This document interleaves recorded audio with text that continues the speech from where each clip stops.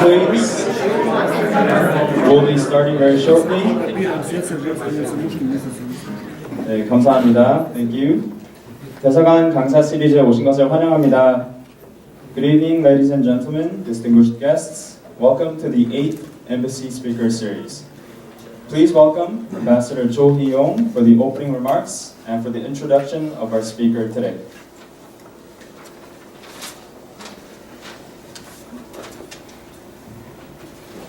Good evening, Ambassador Marius Grinius, and Excellencies, and distinguished guests, ladies and gentlemen.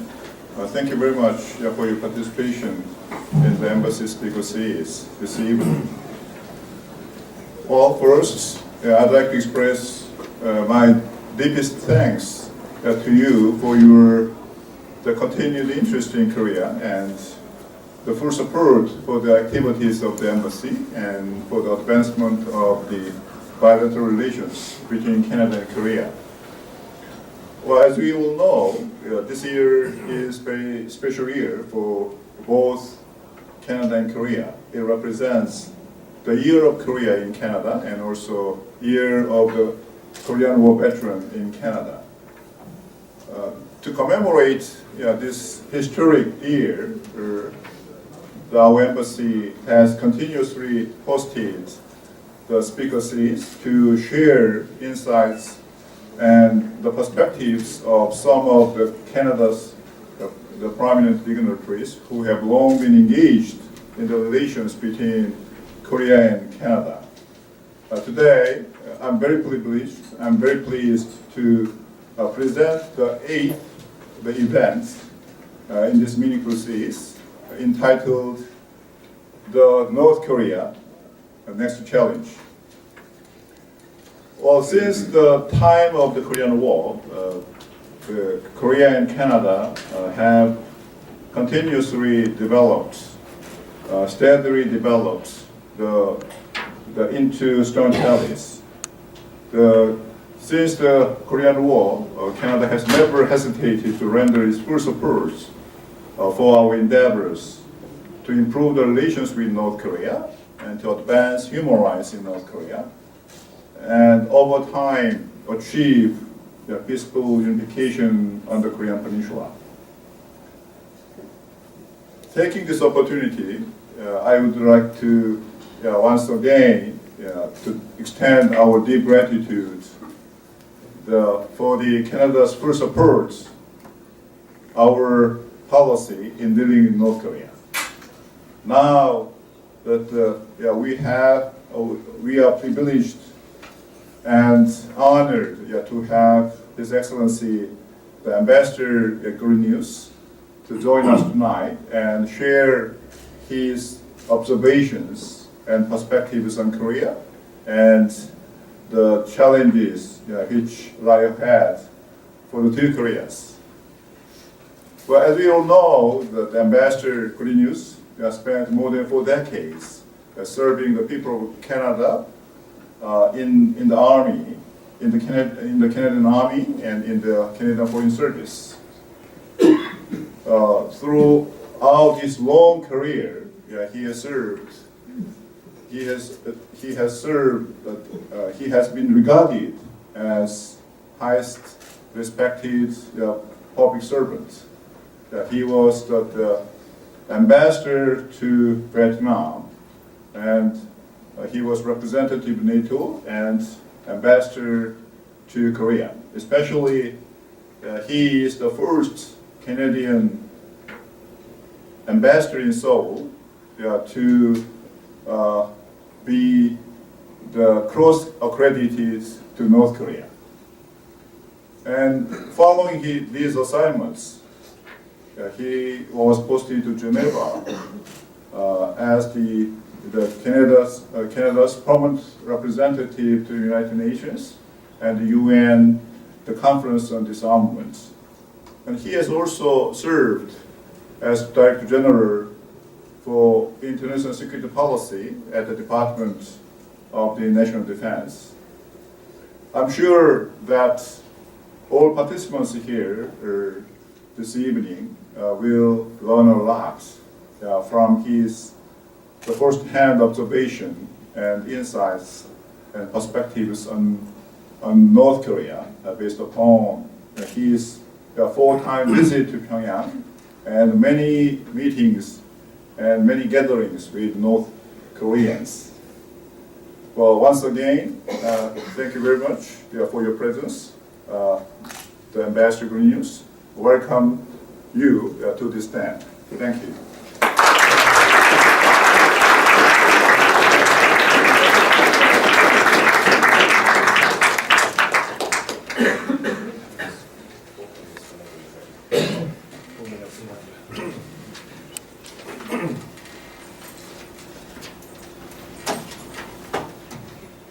Thank you very much, Ambassador Cho. 감사합니다.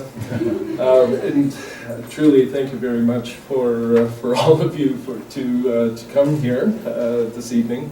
There is a special thanks that I do want to give to Ms. Young-Gyun Chung, who, there she is, who had to tolerate me for about 2 months as we got prepared for this particular evening's talk.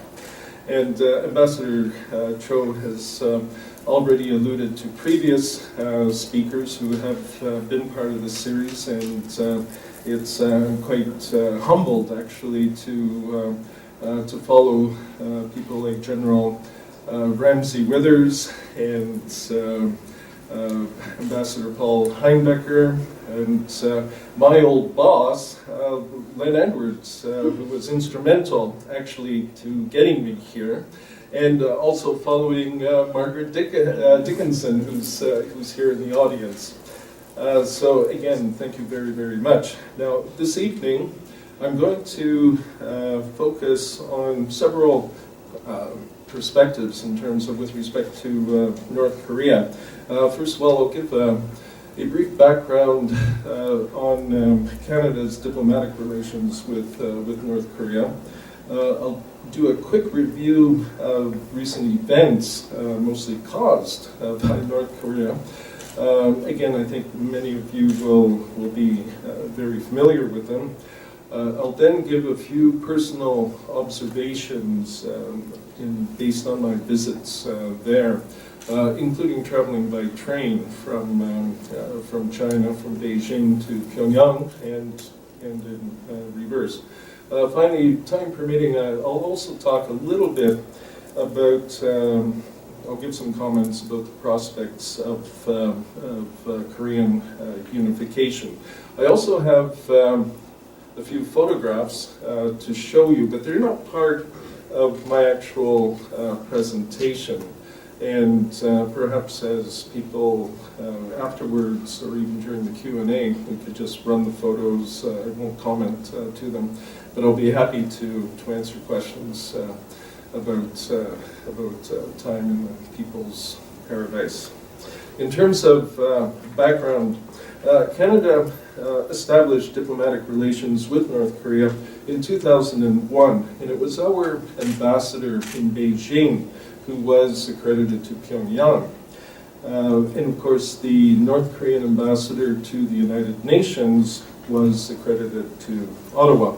Now, Canada's decision to open up formal diplomatic relations with North Korea was really in support of President Kim Dae-jung's sunshine policy of engagement to North Korea, and certainly he won the Nobel Peace Prize for it. And but this was done also in concert with a number of other like-minded countries, including most of the European Union and other countries like Australia, New Zealand, also Norway.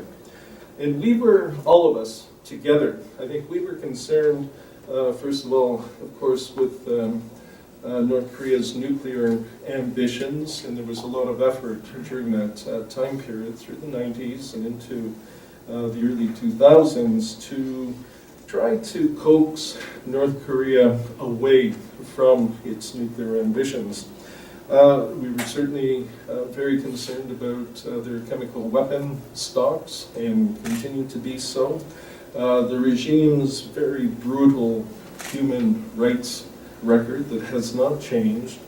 And of course, there was a general unease about North Korea as a failing state, particularly in the light of serious famine in the late 1990s, and of course the subsequent massive humanitarian efforts that we all had to partake in.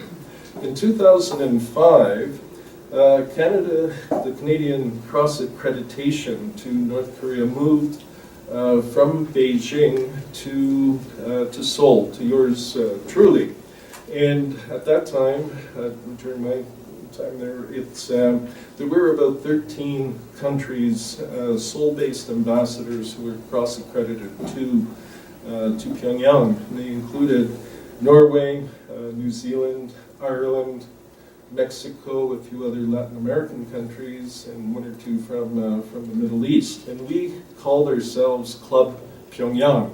And some, of course, were quite regular visitors, such as myself, and the Norwegian, the Irish ambassador, the New Zealander. Others, of course, probably presented their credentials, and then their next trip was to say goodbye.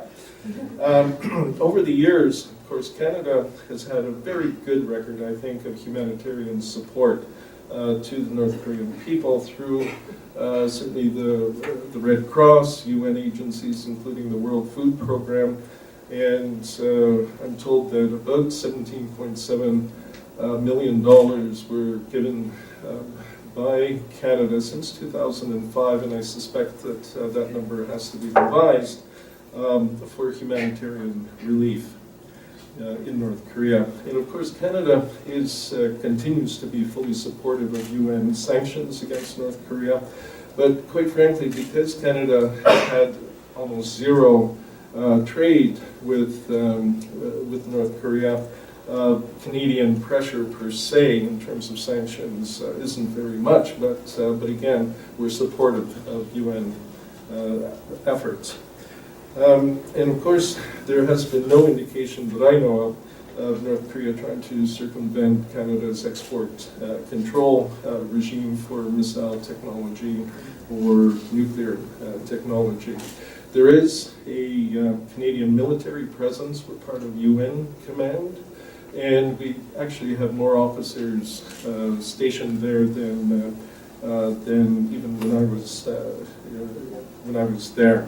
And I think that that presence, that Canadian presence, is very welcomed by South Korea and our U.S. friends and the others of UN Command. In October of 2010, Canada adopted what they still call a controlled engagement policy with respect to North Korea. And essentially what this means, that Canadian officials cannot talk to their North Korean counterparts except on issues of regional security, human rights, inter-Korean affairs, and consular matters. Now, in practice, that means that there hasn't been any interaction, unfortunately. And our current ambassador to Seoul, who I believe is now in his third year there, the last I heard, he hasn't even presented his credentials to Pyongyang. And if there is somebody from Foreign Affairs here, I would love to be corrected on that particular issue. And I'm also not aware that there have been any lower level diplomatic exchanges with North Korea, and certainly no visits. As a result, I believe that Canada, at best, is a marginal player on the North Korean file. And frankly, I think Canada is in danger of becoming a non-player. Now, to make some impact on North Korea, I believe that Canada must engage Pyongyang at a high level. Canada certainly must drop its controlled engagement policy in favor of something that is much more of an activist approach. And this means, as far as I'm concerned, that the Canadian ambassador and other senior officials must travel to Pyongyang regularly to convey Canada's concerns about nuclear proliferation, human rights, cyberspace, regional security, etc., to senior North Korean officials. And certainly when I presented my credentials back in 2005 to Kim Yong-nam, who was the president, who still is the president of the Presidium of the Supreme People's Assembly. And he used to be the North Korean foreign minister before he was kind of kicked upstairs. And he's a feisty individual. He's probably late 70s, early 80s. And certainly when we sat down to talk, we had what I consider to be certainly a robust, frank, and fraternal exchange of views that really ranged the whole gamut. I had messages to convey. He kind of sat there and said, "Yeah, you're just a puppet of those American imperialists," and then we had a good conversation. Now, as an aside, I don't think such exchanges are going to change the minds of senior cadre, but it has been my experience from Vietnam and other places that you have the exchange, but you're not really talking to the person there. You're talking to the junior officer, the note taker, who's sitting in the second or third row, and who's quite serious about hearing, listening. Often doesn't need interpretation because he already can speak English or French, and really that's the persons to whom I was speaking. And I believe that you have to visit Pyongyang regularly to see what's happening on the streets and elsewhere. You have to take the Beijing-Pyongyang Express, not as an express at all. It takes about 26 hours on a good time to get from A to B. And see the North Korean countryside as you're traveling. And I do have some photographs of the countryside for those who are interested afterwards. And just get a sense of what was going on. I believe that this is the only way that Canada can reestablish credibility and expertise. You can only speak with authority if you've been there. And only then I believe that you can engage China, the United States, Russia, South Korea, Japan, with some credibility. That's the only way that they're going to really listen to what you may have to say about North Korea. And finally, on a bigger scheme, if you like, Canada has to look at serious engagement with North Korea as one important building block in terms of Canada's political engagement and commitment to Asia. I really believe in that very strongly. I'll talk a little bit now about recent developments thanks to our North Korean comrades. This past year, the level of North Korea's public vitriol, particularly against South Korea and the United States, has truly been unprecedented. When I was there, we'd get threats every so often that North Korea would turn Seoul into a sea of fire. Later, certainly 3 nuclear tests later, and a lot of missile testing, these sort of things have almost become routine, unfortunately, but you get that impression. But back in 2010, the deliberate sinking of a South Korean naval vessel, the Cheonan, the loss of 46 crew, followed quite quickly afterwards with the North Korean bombardment of Yongpyong Island that caused civilian casualties. I mean, to me, this was truly incredible and bizarre behavior. Then, of course, looking at the events earlier on this year, when North Korea declared that it was breaking the armistice, that it closed Kaesong, the industrial park, for the second time. It threatened the United States with nuclear attack. It maintained a war footing of its North Korean forces, and you have to appreciate that something like 3/4 of North Korean military, 1.2 million standing army, something like that, are forward deployed towards the demilitarized zone. And if you're a military planner, that's a nightmare, because you can have an attack from a standing start. Preparations it would be a very difficult military response if that ever happened. And Seoul is actually within artillery range of the long distance artillery. Plus, North Korea can hit any part of the southern part of the Korean Peninsula with its missile systems. Certainly when North Korea started warning resident diplomats in Pyongyang that their safety could not be guaranteed, and telling foreigners to leave Seoul, I mean, all of this was, as far as I'm concerned, really over the top. Now, the results of this last string of questionable North Korean moves, including the third nuclear test in February, I believe, it certainly caused China to lose patience in terms of its Security Council voting, its public statements, consultations with the United States, and certainly exacerbation when they were publicly saying to North Korea, "Don't do this. Don't set off that third nuclear weapon. Don't do your missile testing." And of course, they were ignored. Finally, last September, China did declare a long list of embargoed equipment and chemical substances that they would certainly not export to North Korea. I think that's great. I just kind of wonder what they were doing for the last few years with Security Council declarations, which they supported being in place, the Security Council resolutions.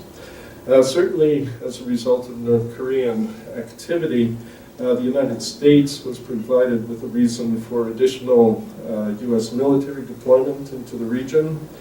And of course, when the United States is threatened with nuclear attack, you don't like it. And finally, more recently, it provided the impetus, I think, for a more integrated United States-South Korea defense strategy. And certainly it gave the United States and China an excellent reason to consult more closely, and I hope more realistically.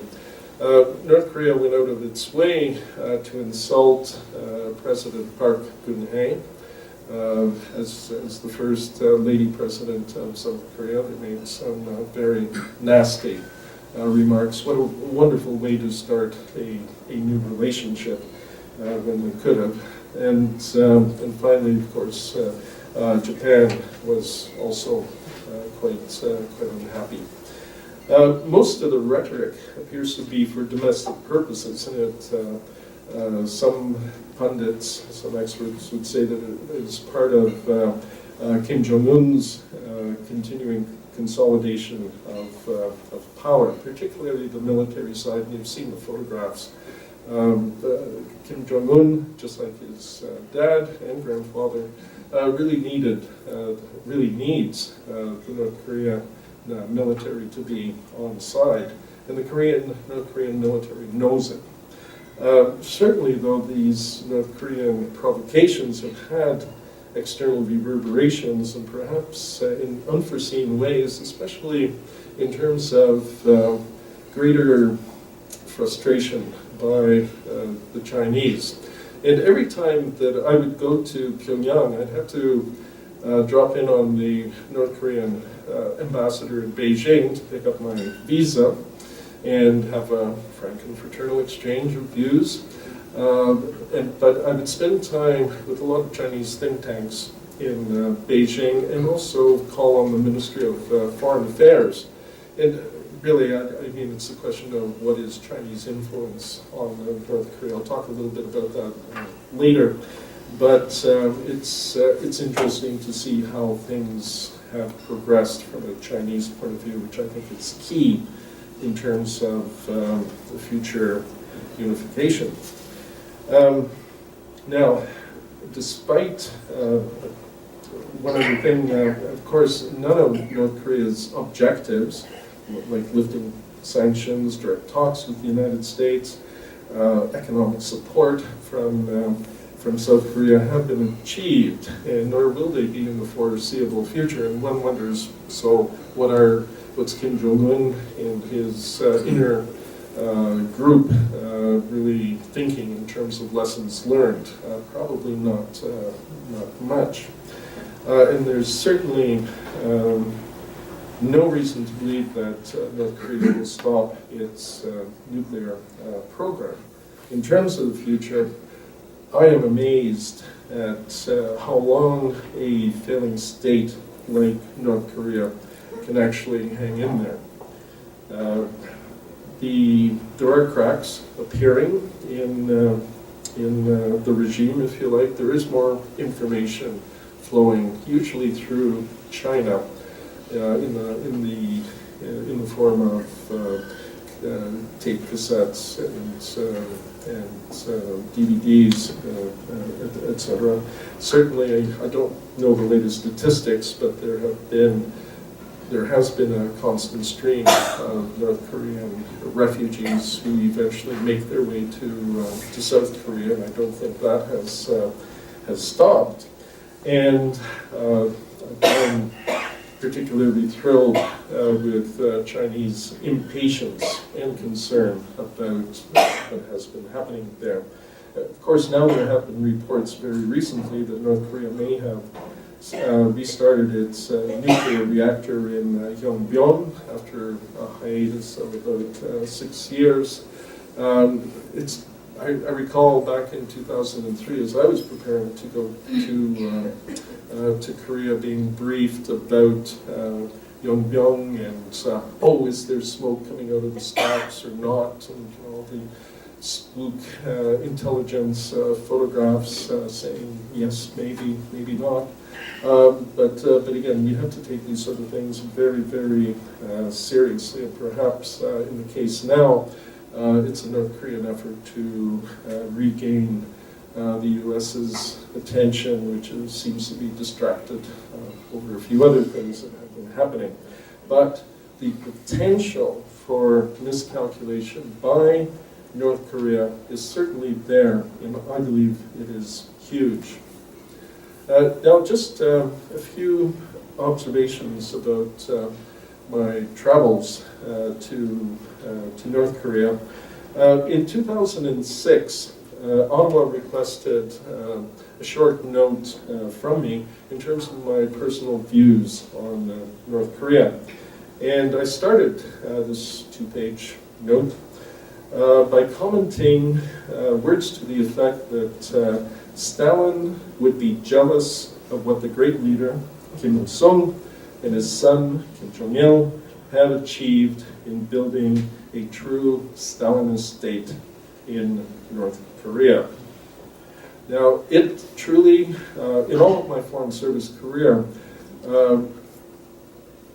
my visits to North Korea, I found North Korea to be the scariest place that I've ever had to deal with. And I've spent time in the jungle with the Khmer Rouge, and they're pussycats in comparison to the way, in particular, the total brainwashing that happens in North Korea, right from toddlers on. I mean, they're told that everything comes from the great leader, Kim Il-sung, or of course now the dear leader, and now the supreme leader, I think is the new moniker for Kim Jong-un. And they essentially believe it. Again, there are cracks starting to happen, or else you wouldn't have refugees streaming. But there is that brainwashing. Radios, North Korean radios, they're set to a fixed frequency to get, of course, the best news possible. Certainly, I suspect as good as CNN in a North Korean context, but you can't change the frequency of your radio. During my time there were 2 television stations. They did show 2 different things. One were kind of North Korean melodramas that Kim Jong-il really liked. The other one were visits, state visits, and so again, or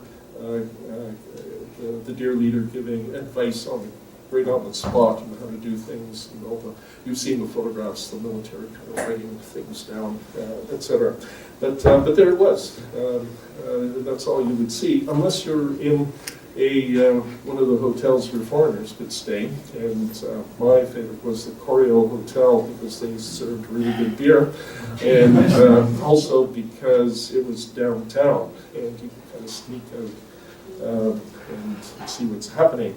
But there, my minders from the Ministry of Foreign Affairs, who would always get really unhappy when I snuck out of the hotel after work, the minders could actually watch other channels. There were Russian channels, Chinese channels, and the BBC. No CNN, no CBC. But there you have it. And there's no internet access, except I think if you're part of the senior cadres.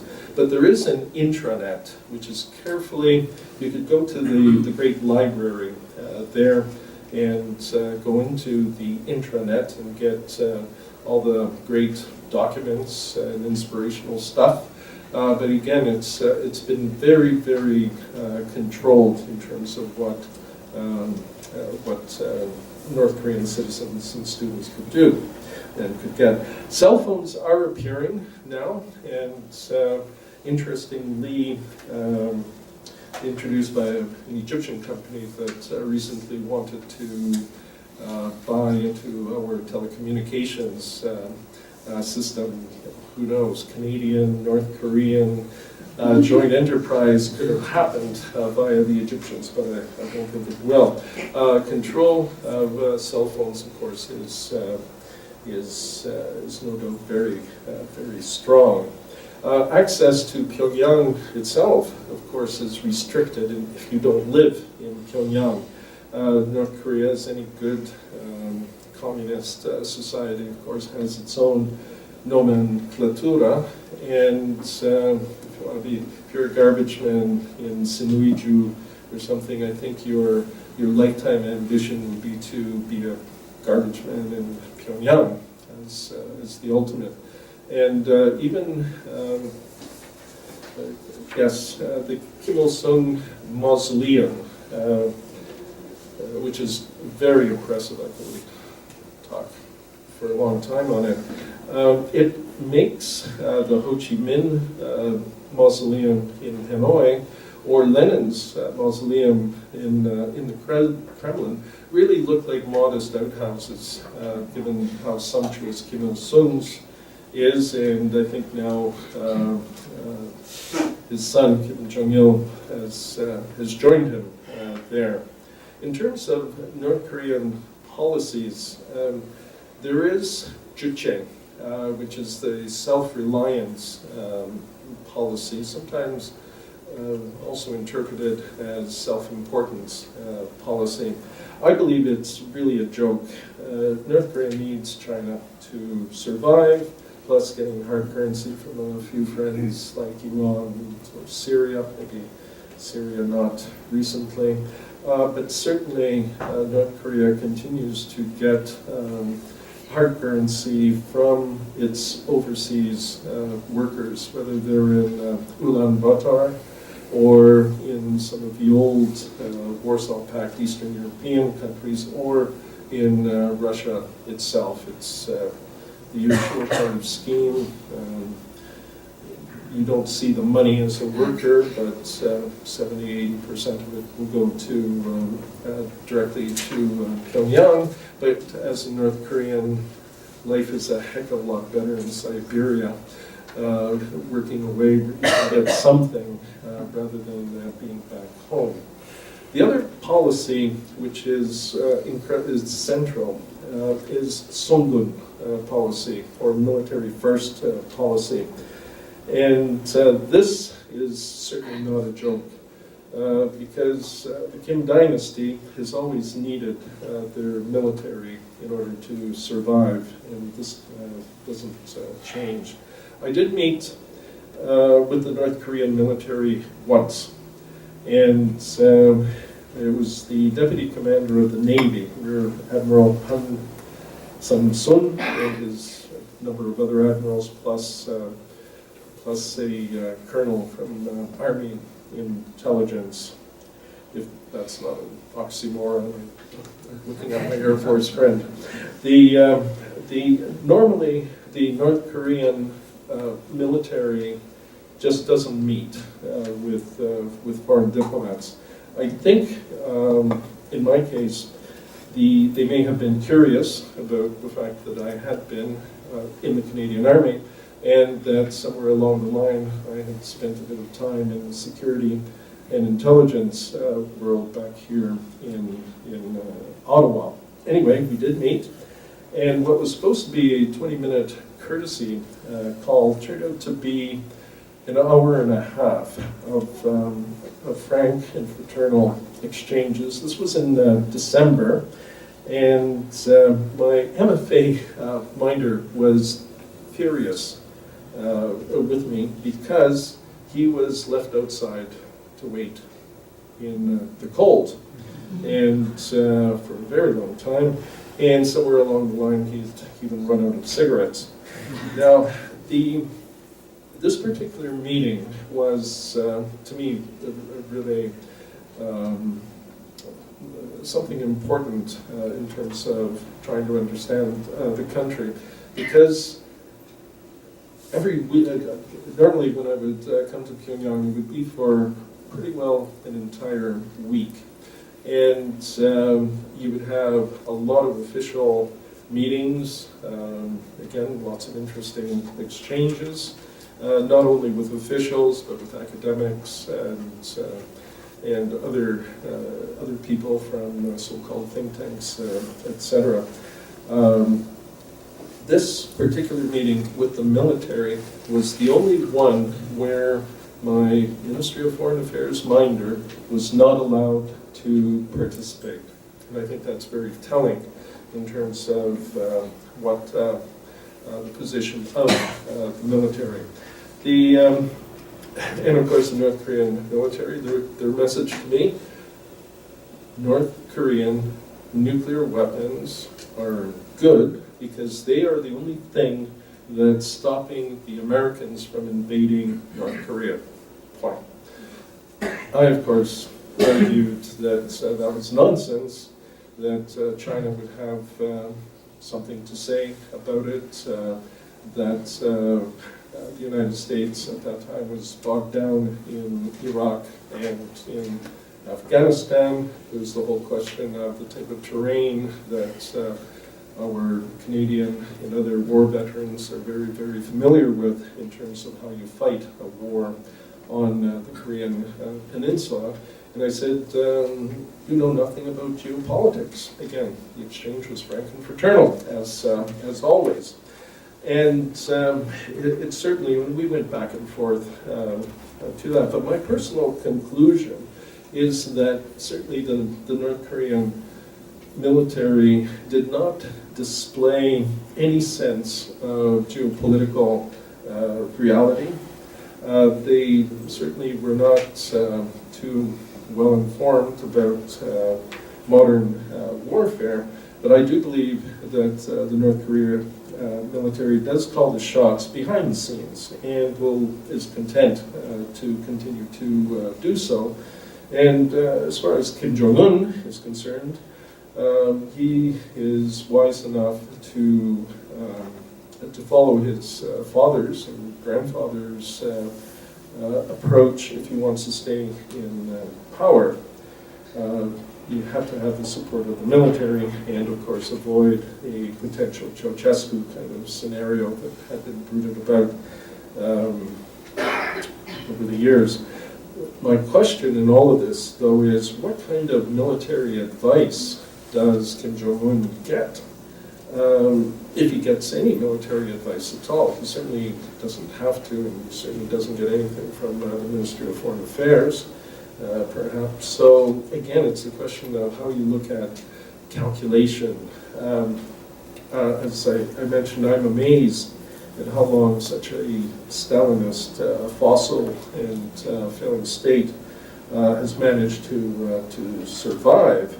But it does survive through bombasts, bombs, missiles, tyrannical control of its people, and above all, I think, clever manipulation of the international scene. And it's not through madness or good luck that happens. I think there's some cold calculations that happen. But the potential for miscalculation by North Korea, I believe, is huge, and its consequences would be enormous. And as U.S. Defense Secretary Chuck Hagel said in Seoul, I believe just last week, there is no margin for error. And that's a tough spot. I just want to spend another, say, 5 minutes or so to talk a little bit about Korean unification. Unification remains a key long-term challenge, not only for the Koreas, but for the region. There is a saying that I've heard many times, you'll be familiar with it, that the Americans may be our friends, but the North Koreans are our brothers.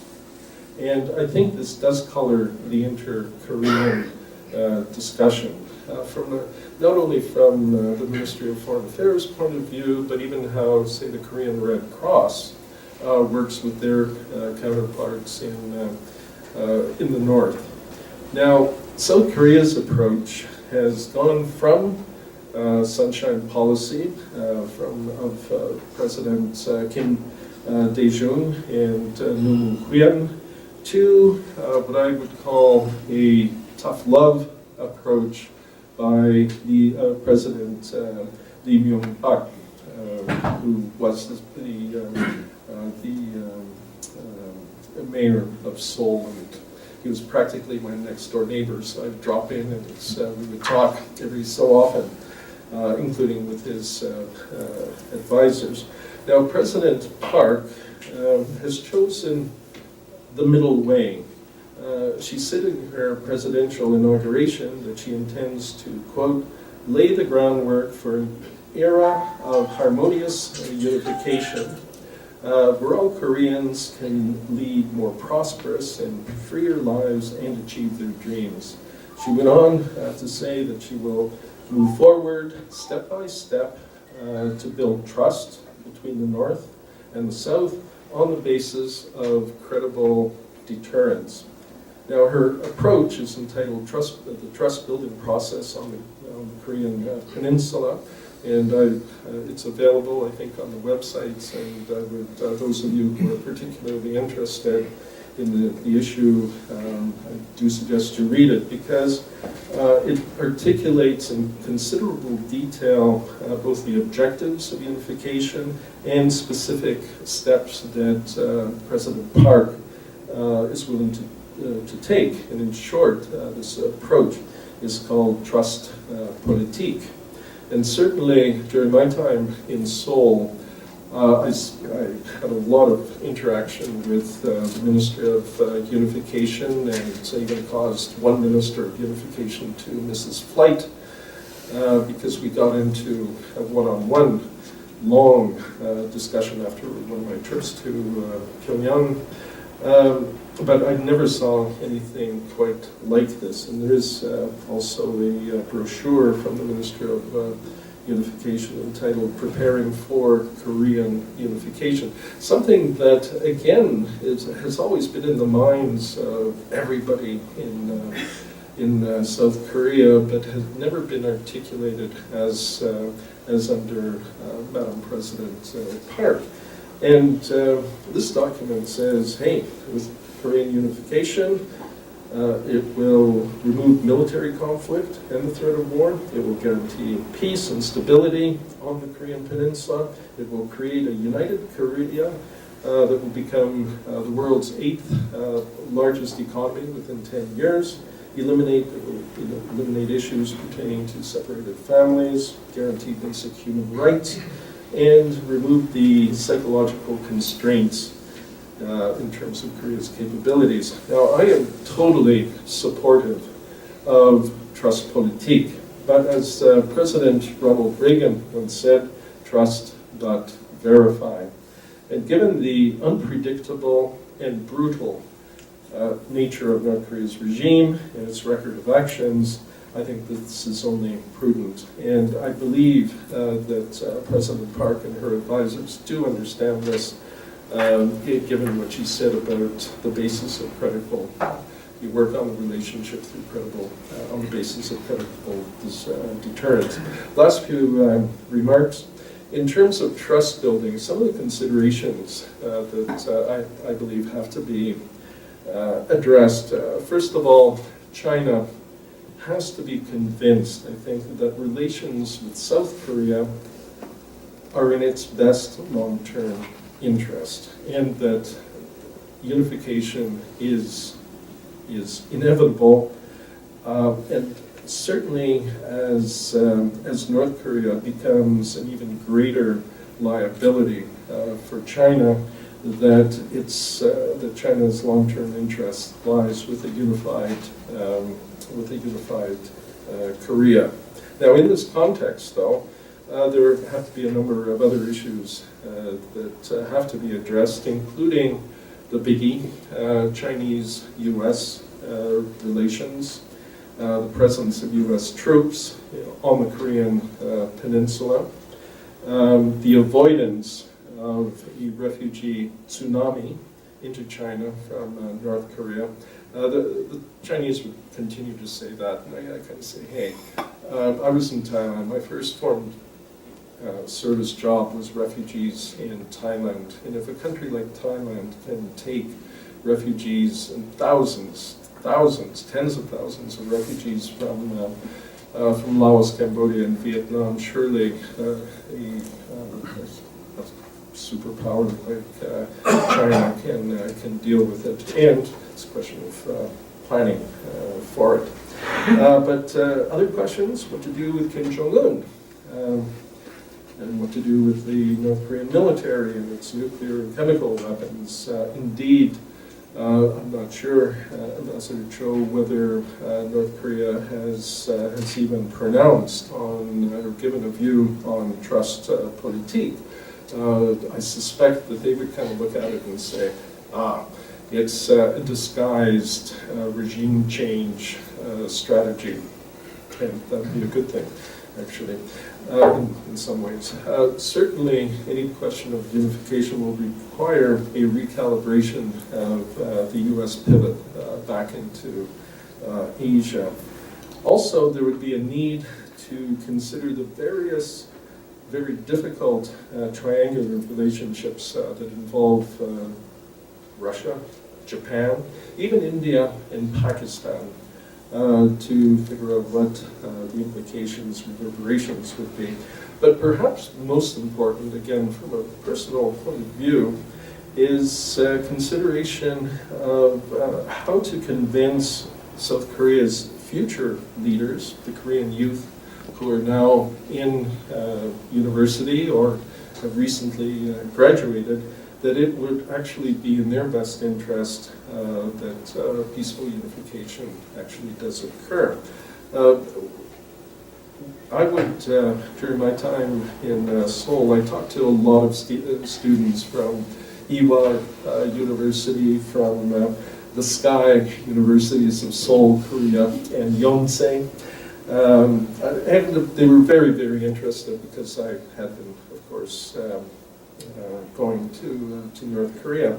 But to me, the overall impression that I got from having these unofficial, wonderful discussions with students is that they are actually more interested in their prospects to make money, own a BMW, and live a prosperous dream in downtown Seoul, rather than to make any economic sacrifice for unification. I'm going to stop here. There's a lot to talk about. Happy to try to address some of your questions, or we can have a slideshow where we can combine it all, but thank you very much for your attention.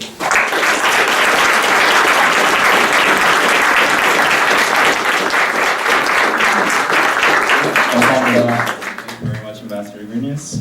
So we will now move on to the Q&A session, but before we do so, for those who would like to ask a question, I would like to kindly remind you to please introduce yourself to the audience and to the speaker, and also to keep your question nice and short to accommodate as many questions as possible.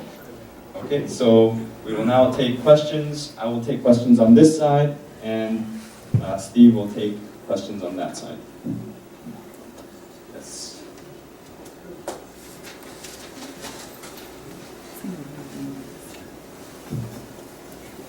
Colin Robertson, a former colleague of Mary's elegant and highly informed presentation. My question to you is on, you began talking about the controlled engagement policy that Canada adopted. Can you go a bit more and explain as to why we did adopt it? You explained why it doesn't serve our interest, but I've never really quite understood why we adopted it. They adopted a full engagement policy? Controlled engagement. Sorry? The controlled engagement. Oh, the controlled engagement. Okay. This is the beauty of having been retired, or retired. Not through coercion, but now I can kind of speak my mind. And it's feels wonderful. The controlling. Let me do a little bit of an anecdote. When I was getting ready and being briefed, I'd just come back from Seoul in 2007, and was being briefed for my next assignment in Geneva at the UN. And it was only then, although I had been the ambassador to North and South Korea, that I found that our current political masters, or my ex-masters, had this interesting approach towards foreign policy, which included a real ideologically based approach that basically said South Korea, democratic, good. North Korea, communist, bad. China, communist, bad. And so forth. There are a number of countries that were in this, if you like, blacklist. Burma being one of them. Iran, surprise, surprise, being another one of a few others. No surprises there. So again, it was a very kind of simplistic way of approaching things.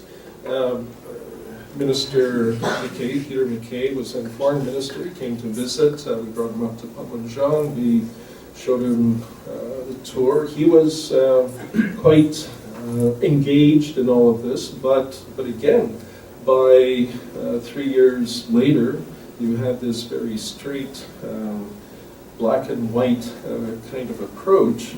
And one other aspect, we do know that the Harper government, I think, pays a lot of attention to the domestic, as they should, domestic interests in terms of elections and what have you. And I certainly think that, that in terms of North Korea, it's kind of like it's a given, it's a giveaway. It's not like there's a huge North Korean domestic audience or anything like that, so they can beat up on North Korea. They can stand up and say, look, you know, our sanctions are working, etc. And there's no downside to that. I do believe that that was some of the internal calculations, if you like. I was never asked or privy to that sort of decision, but it's still in place.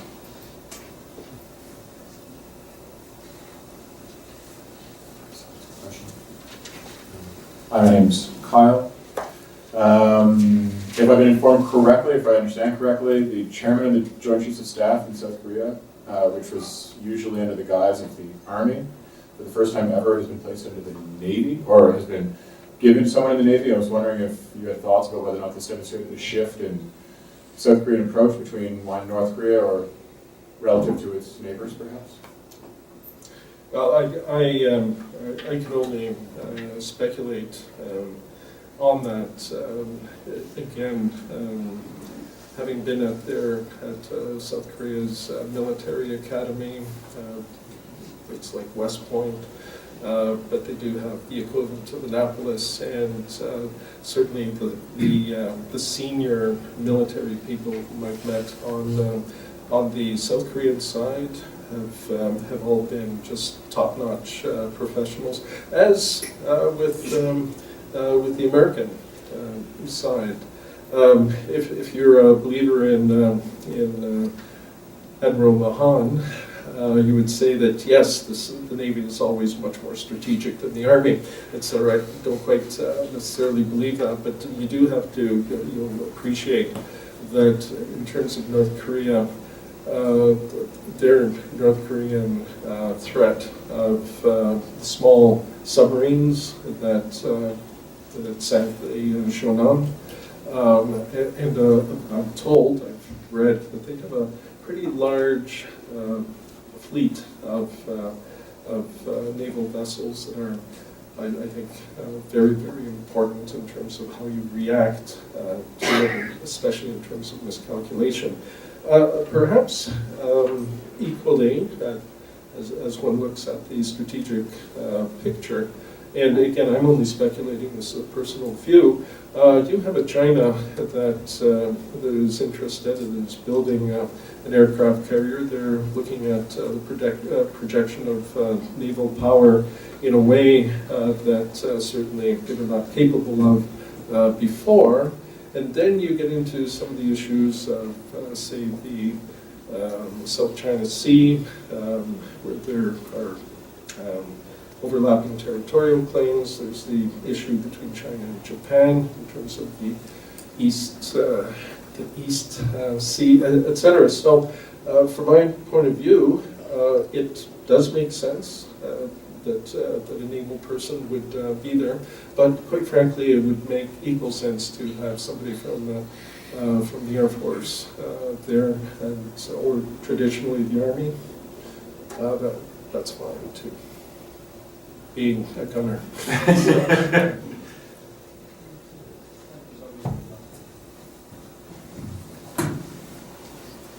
Hi, my name is Rob Burrows. I'm a master's student at the University of Ottawa's Graduate School of Public International Affairs. My father was also until recently posted at our embassy in Seoul. And so I prefaced my question based on what Paul Heimbecker said yesterday at the panel, how Canada, or he rejected the notion that Canada was a middle power, and so that although we're a small country, we simply refuse to exercise our capabilities. Or our capacities. And so in the context of North Korea or dealing with North Korea and say Korean unification, how can Canada exercise those capabilities? Well, as a relatively junior officer, I spent 4 years at NATO. This was during the time of the Cold War, and it was interesting to see the alliance and how it worked with of course, the United States Britain, Great Britain, and France as nuclear powers, kind of thinking that they knew all the answers. I would be one who would say that there was, number one, no monopoly on wisdom. That every country, including Canada, including a lot of other countries, whether they're middle powers or think Singapore, have some contribution and some wisdom to offer for thinking, just to think through some of the issues, perhaps also to give a different perspective on an issue that perhaps somebody like the United States has missed. And so there is a role, whether we call ourselves the middle power, whatever we want, I think we have to be engaged. The other element of that is the fact that we have to know what's going on.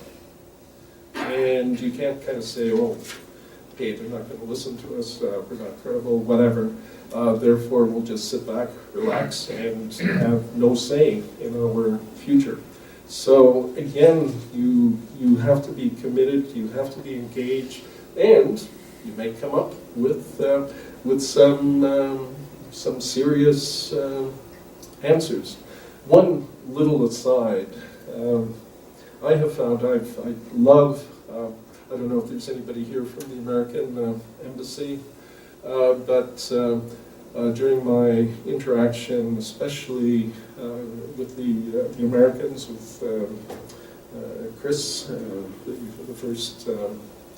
their first representative on the six-party talks, Chris, I forget his name. It was interesting sometimes to see how the American machine knows so much about so many things, but sometimes what they miss is the kind of the interaction, the lateral interaction that when you're so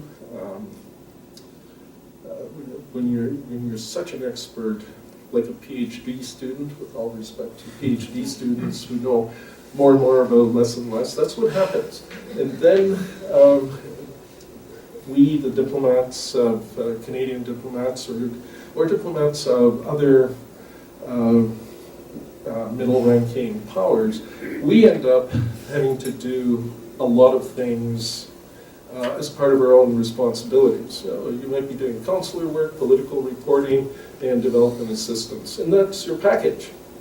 That really sharpens your lateral thinking, and I suspect and I believe that you can put stuff together and contribute that way. I have 2 or 3 more questions, but I think we had some questions here first. Introduce yourself, that'd be great. Percy was formerly in Foreign Affairs, and Marty was my boss at the time. I know was in the South Asia Bureau. I deny all that. No, you made a comment about the cracks appearing. I've been reading a series of articles on North Korea where they're talking about people smuggling and receiving confidential cell phones and videos. And then, how is this evolving in the long term? Because I mean, Ceausescu fell eventually, and with these cracks that you mentioned, is that going to lead anywhere eventually?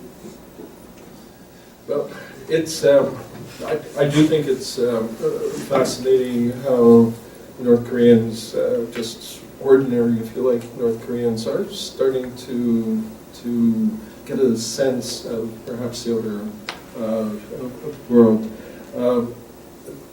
We don't know how many, I mean, there's always speculation of how many North Koreans have actually fled to China. I'm told by UN officials who have been on the border in various places that in some places you could just walk across and chances are you won't be shot, and then you can start working in China, but be exploited, but it's still better, a better life than in North Korea, where in the 90s they were eating grass. I think that this is going to be kind of a steady issue. Certainly, I visited the center in outside of Seoul, where they would try to teach North Korean refugees, North Korean fugitives, about how to live, how to survive in South Korea, because they automatically get South Korean citizenship.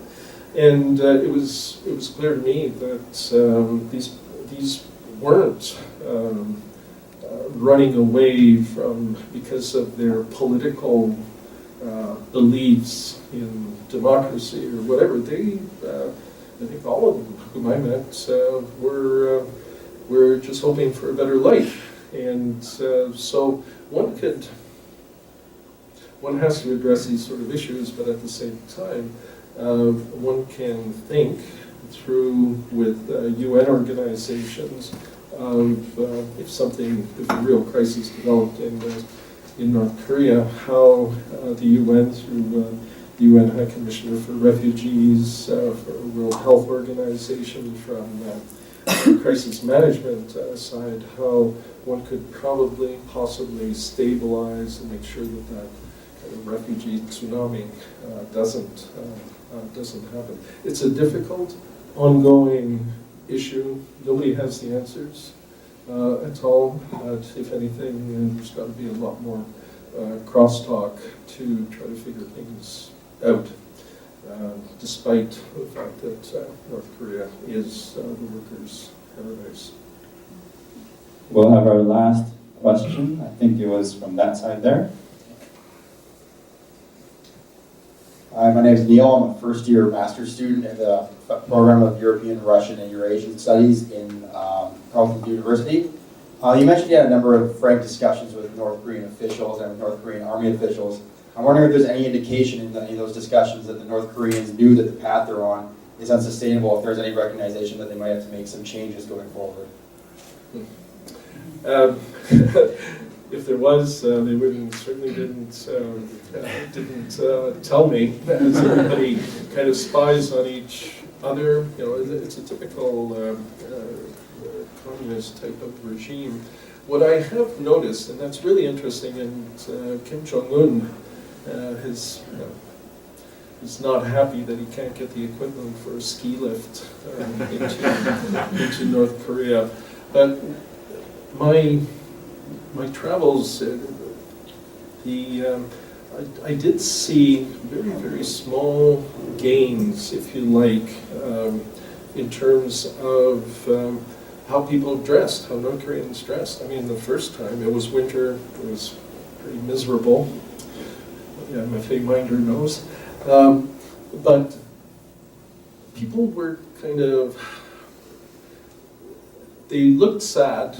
They didn't want to even look at a foreigner as we wandering down the street, gawking or anything like that.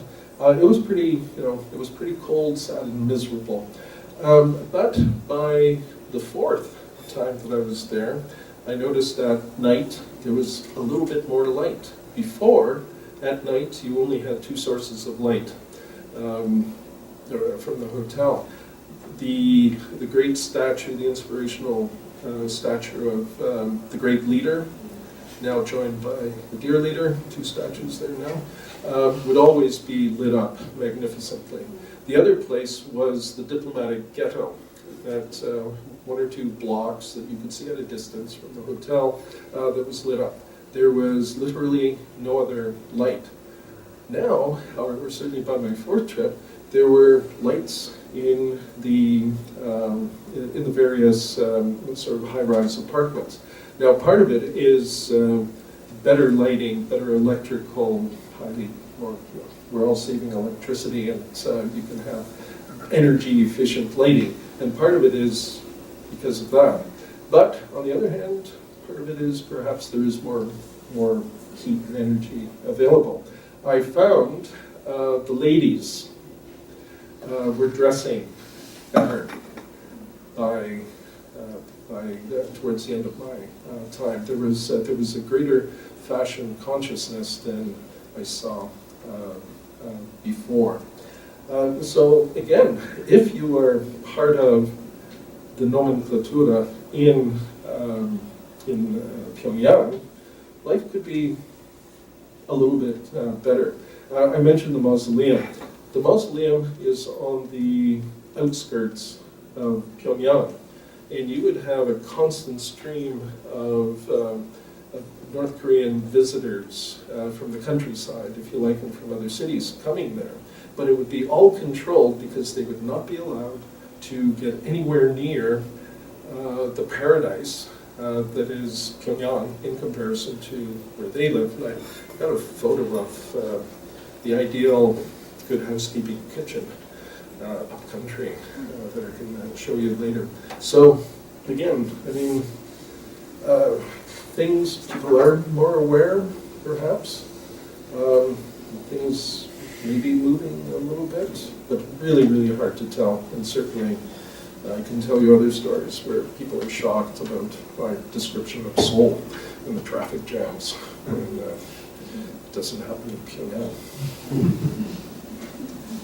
Okay, so unfortunately, we'll have to cut our Q&A session short, but I'm sure you will have a chance to have a frank and fraternal conversation with our speaker during the reception. So thank you very much, Ambassador Grenius.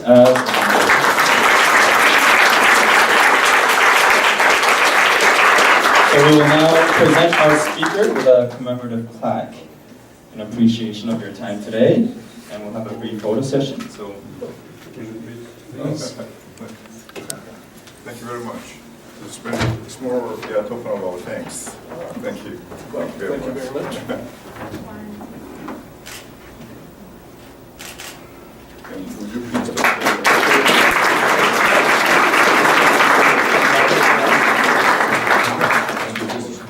Oh, thank you. Much appreciated. 사진을 좀 보고 이걸 좀 해놓고 가요. 지금은 그리고 그거 좀 보고. So we'll put on some photos now. Sure, just Yeah. fire away. I only brought a few, and so only 60. So we're just going to go super speed, and I'm not even going to comment on any. Oh, okay. First Canadian delegation to when I presented my credentials, we had people from the Chinese embassy, our embassy in Beijing. Tim Edwards, Len Edwards' son, is on the far right. Perfect. Anna Sung in the center is a Canadian Korean who is working at our embassy. And one of the things that was really important was to have your own interpreter, because North Korean interpreters distorted everything. So it's kind of fun. This is in the People's Assembly. This is in behind. You see the size of the monument. In behind is the Juche Tower, which is a joke.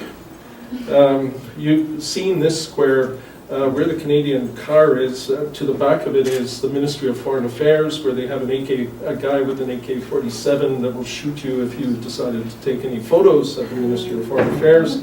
But you can see the square, which is familiar to you from the photographs in the news. This is Kim Il-sung's mausoleum. It's huge. There's a moving sidewalk, whatever you call that. You know, in the airports, you have these stand there and you go through.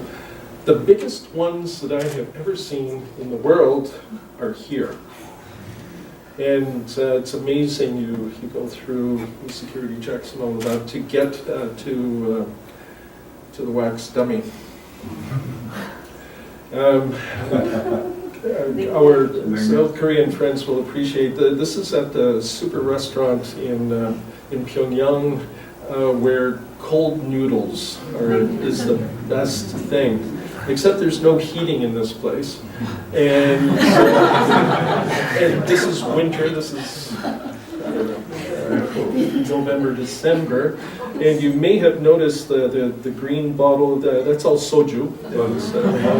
Thing, but the one closest to me is empty because I've been drinking before.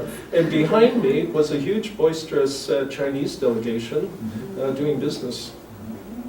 Part of the cookie, the humanitarian side, U.S.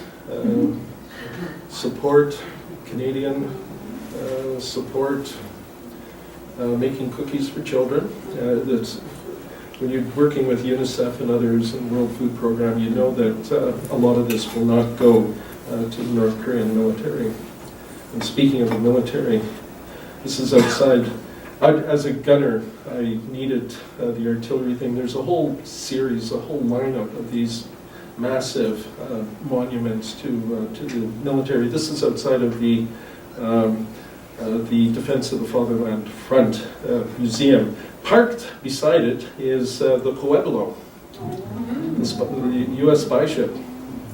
And there's somebody, a captain, who was a participant and of the capture, and a lovely guy. You know, the Navy, doesn't matter where you're from, the Navy always understands each other, just like the Air Force does, and in the Army. This is one of the traffic jams outside of the hotel.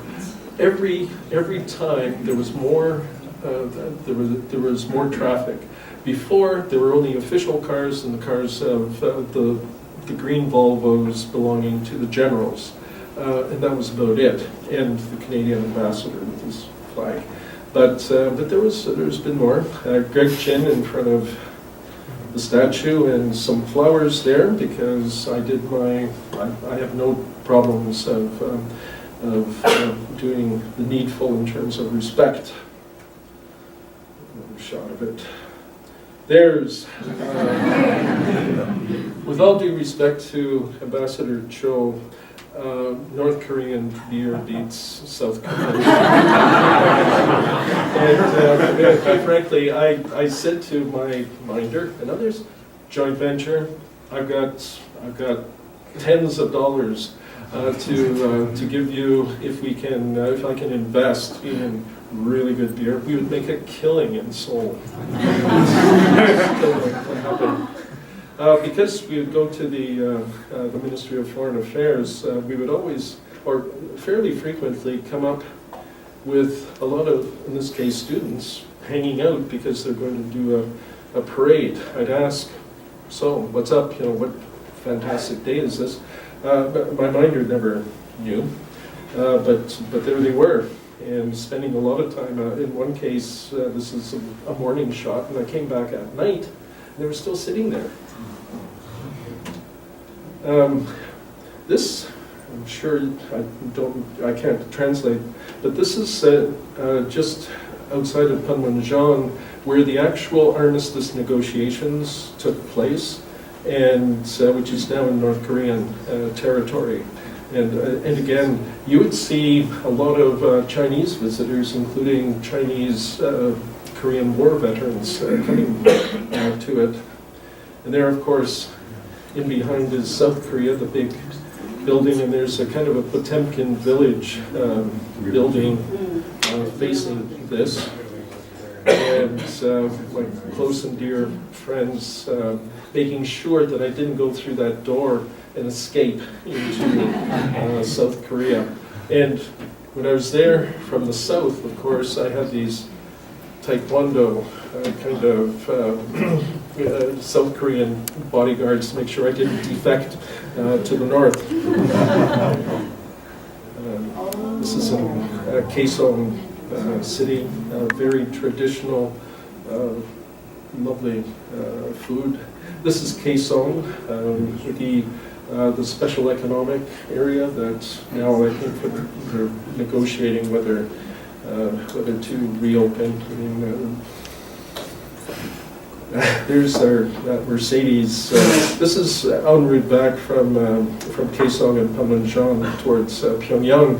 The car broke down. But that was fine. It was raining and it was miserable. But this is just one of the tunnels that one goes through the roads, tank roads for any invasion. From the train, just some scenes. Again, this is why it was important. I like taking the train because Air Koryo crashes every so often, and during my time, 2 aircraft thundered in. And I told my wife, Carolyn, that she will not go with me because I didn't want to leave 2 orphans. That's how seriously I took Air Koryo. But going by train was quite another experience. But not too bad when you had a chance to look at the hills, and you didn't have to be an expert to say that another rainy season, another flood, another disaster. Oh, there's flashbacks. I used to take Air Vietnam, and these aircraft, there are Lucians and Tupolevs, and great engines.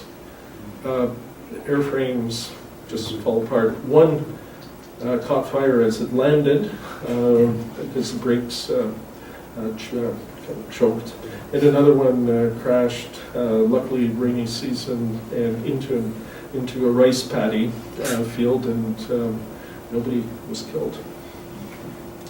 Another traffic jam. You do have these wonderful police ladies who are going to give the stop the car. I tried to jaywalk one time from the hotel, tried to cut across the street. There was no cars.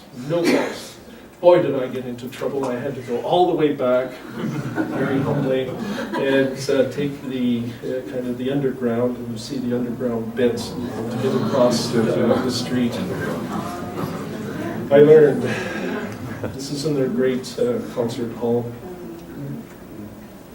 This is just a monument outside, lots of monuments. From the train, I did get into trouble. I don't think it was this, but you're taking photographs, you're a spy. You can have unhappy circumstances. Typical, a small city en route. You see the great leader on the left, you see traffic. Bikes for a while were illegal because using a bike you could get from A to B faster, and that could cause subterfuge. This is crossing the Yalu River, going from Sinuiju, North Korea, across the Yalu to Dandong in China. And I have to admit, again, an unfinished road bridge, and we were on the rail bridge. When I was traveling from Pyongyang to back to Beijing, when I crossed that river into lightness, literally into lightness, I felt that I had arrived in the land of freedom, democracy, liberty. You could just, and that was it. It would take 3 hours on the North Korean side and 3 hours on the Chinese side to do that. One wonderful reason why you would have Anna Sung with me as an interpreter. As we were traveling into North Korea, she could listen in on the conversations, the bribes, which was getting stuff by train into North Korea. And again, just shots from the train. Notice the crackers and stuff. It does take 26 to 29 hours, and you have to bring mostly your own food. There is some food. You bring your blankets, sleeping bags too. The North Korean trains are a lot cleaner than the Chinese ones. It's part of the subway. The director in the Defense of the Fatherland Front, and I was wearing my Royal Military College scarf just to show my ex-cadets. By the way, the Chinese issue is really, really interesting. The colonel told me they're all state secrets. You couldn't tell how many North Korean casualties there were. Canadian and all the other casualties, the UN casualties are there. This is how many people died, how many prisoners, etc. But it's still a state secret in terms of North Korean casualties. The contribution, though, of China to saving Kim Il-sung, of course, is enormous.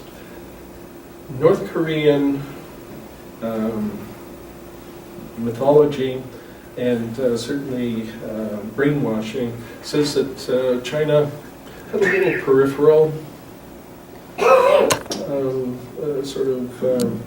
role to play, that it was the great general, the great leader, who of course saved North Korea from the imperialist aggression. And this still rankles Chinese senior officials from the party, and certainly, especially from the party, because even Mao Zedong's son died in North Korea, and the numbers, who knows, 100,000 killed, how many hundreds of thousands wounded Chinese military. There's a small monument near the Chinese embassy that says, yeah, China participated. It still rankles. The other thing, the Chinese ambassadors, two of whom I knew who were stationed there, basically says, China influence on North Korea, really tough, even military to military. So I don't know whether I should believe them or not, but it's an important conversation. These are 105 howitzers, since I'm a gunner, captured from the UN in Sherman tanks. And there's part of the delegation. The person on the far right is the junior minder. I'd always have the same senior minder and then kind of the apprentice every time I'd have a new one. This guy we tried to set up with a karaoke singer. Didn't work out. This is the hotel that Kim Jong-il wanted built. I kept saying every time, hey, so when can I stay there? Well, soon. Humanitarian stuff, I did, Canada contributed to the Red Cross, who contributed to flooding projects. So here's the kitchen. This is the this is the best model North Korean kitchen in the country side. I also visited a so-called hospital that was pretty scary. Yeah. Everybody knows what this is. Kimchi. Getting ready for kimchi. This is the internet at the National Library. Again, highly controlled, but people getting there. This is the subway. Very steep. I have another photo as you're coming up. They've got these kind of metallic doors that you can't take photos of that would close in case of nuclear war, in case of war. This, of course, we're supposed to remind people of Moscow's subway system. Just done the political advisor plus our young minder. Nobody looking at us. In the subway, and it's really steep. As you can almost get vertigo going up or down, but they're well dug in. I don't know what this.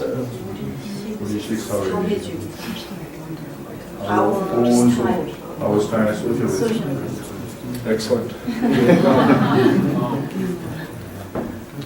And again, more of these are happy workers sitting. My senior minder, smiling, saying goodbye. See you next time. And again, you see the background. Wintertime, pretty miserable. These are guards. Underneath all that are rice bags, and you could tell by the color of the rice bags whether they're Chinese, North Korean, South Korean, or UN.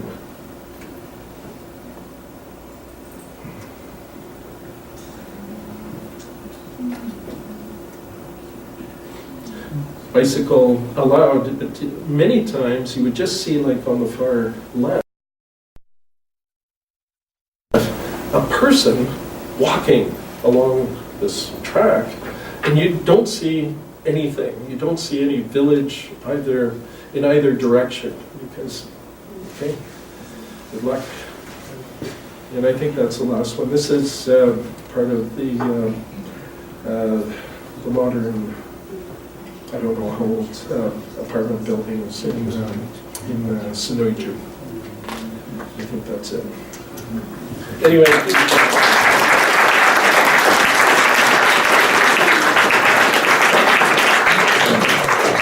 Thank you very much, Ambassador, for sharing with us the wonderful photos and stories. At this moment, we would like to kindly ask you to fill out the evaluation surveys we have prepared at the back, at the registration table. And also, you may keep the cute Tokto pens as a souvenir. And this concludes this edition of the Embassy Speaker Series. Please join us in the hall for the dinner reception. Thank you.